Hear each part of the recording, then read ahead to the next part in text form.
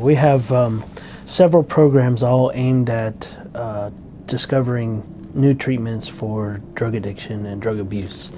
With that, we look at two different avenues. One is for sort of the downer medications like opium and heroin, or prescription painkillers, and the other is looking at the stimulants, cocaine and methamphetamine, and looking at ways to try to block the effects of those compounds.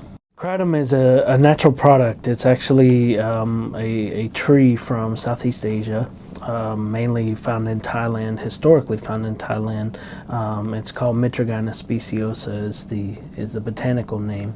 It's actually in the coffee family, so it's in the same family that the coffee bean is in. And workers utilize this material to be able to work longer hours in the sun. And it had some stimulant activities.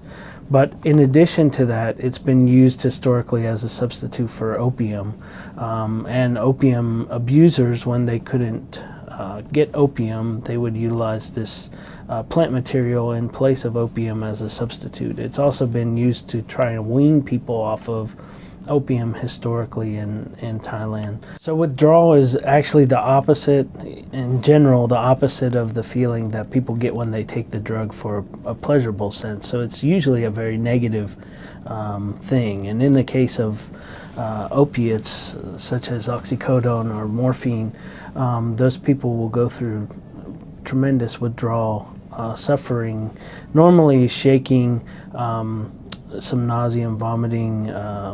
They can even go through seizures or other things very severe. In general, they're not that severe, but most of the time those kind of withdrawal symptoms can be overcome by taking more of the drug that they're interested in. So they will normally tend to keep taking the drug in order to ward off those withdrawal effects.